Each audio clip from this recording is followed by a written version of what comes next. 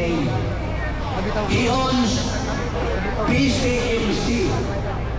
His sister-in-law owns Philippine Daily Inquirer. He owns 51% of ABS-CBN radio broadcast, negotiating the buyout of TV5 radio broadcast.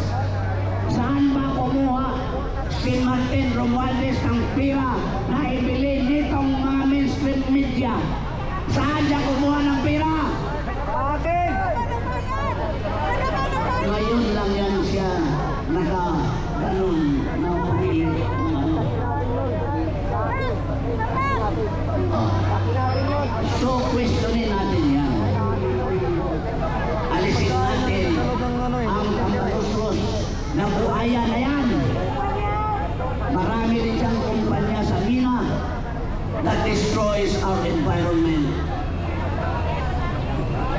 Kaya sabihin natin, tama na!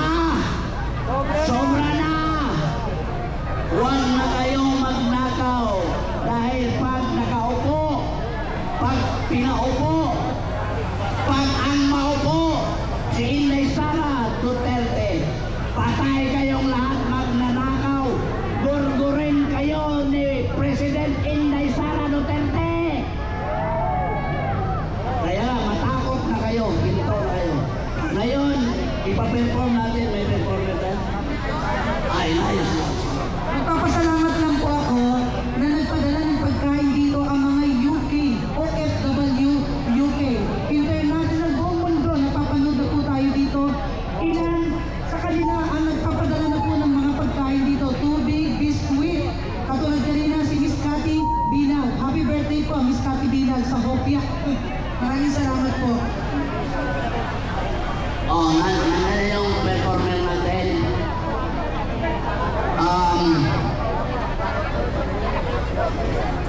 Dito po, i-announce natin, walang leader dito. Tayong lahat ang leader. Kasi we are leaders of our own. Tayo po ang leader dito. Kaya nga, bantayan natin ang ating mga sarili. We will police our own rank na huwag tayong lumagpas sa mga alituntunin na binigay sa atin ng ating butihing mga kapulisan. Ano yan?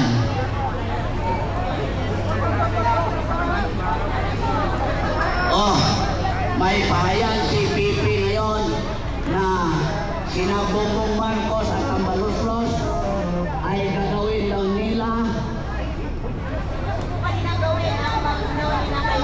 So, yung ginawa nila kay Tibis, susubukan lang gawin. Bantay sila sa taong bayan. Managot sila. Ibalik ko sa inyo si Kyrie. Magsalita lang ko. May patawag lang po na emergency meeting para sa ating mga pagtitipon dito. Ang ating panawagan po, let's hold the line. Ano po ang tema natin dito ulit? Tayo po ay nananawagan na magtipon-tipon sa EDSA sa mapayapang paraan, hindi para mag-alsa, kundi para sa pagkakaisa. Nagtitipon-tipon tayo at lalo pong lumalapit pa at lumalawak ang partisipasyon ng iba't ibang sektor at maya-maya lang po hanggang mamaya at hanggang bukas, marami na po ang nag-pledge of commitment to participate dito po sa ating kampuhan ng mamamayan para sa pagbabago dito sa EDSA. Pangalawa, mapayapa ang ating panawagan, hindi po tayo lumalaban sa otoridad kung hindi tayo ay nananawagan in our capacity as the sovereign power ng Estado. Pangalawa, marami ngayon ang development at ang maganda announcement. Kaya ako ay magkaroon ng meeting sapagkat nagpalabas ng statement ang Archbishop of Manila ng Roman Catholic Church na nababahala na ang simbahan katolika sa nagaganap na matinding hidwaan pagpolitika. They are alarmed. The Roman Catholic Church, the Archdiocese of Manila by the declaration today, ngayong hapon ni Archbishop Advincula, the Roman Catholic Church is now observing kung paano na naapektuhan ng todo-todo ang mamamayang Pilipino sa gitna ng mga krisis at taluyong ng iba't ibang kalamidad ay inuuna pa ng liderato ng gobyerno, lalo na sa side ngayon ni Marcos, ang mga maruruming laro sa politika. The statement of Archbishop Advincula is very clear. The Roman Catholic Church is seriously observing the current political situation.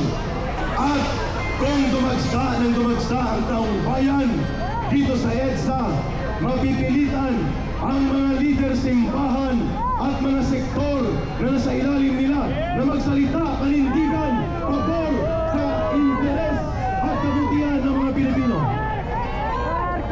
Ano pa ang inaantay ng ibang sektor, lalo na po sa Armed Forces of the Philippines? Magsalita kayo.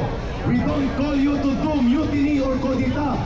We are calling for you na huwag niyong tapakan ang mikropono at ngayon ay nagpipidback.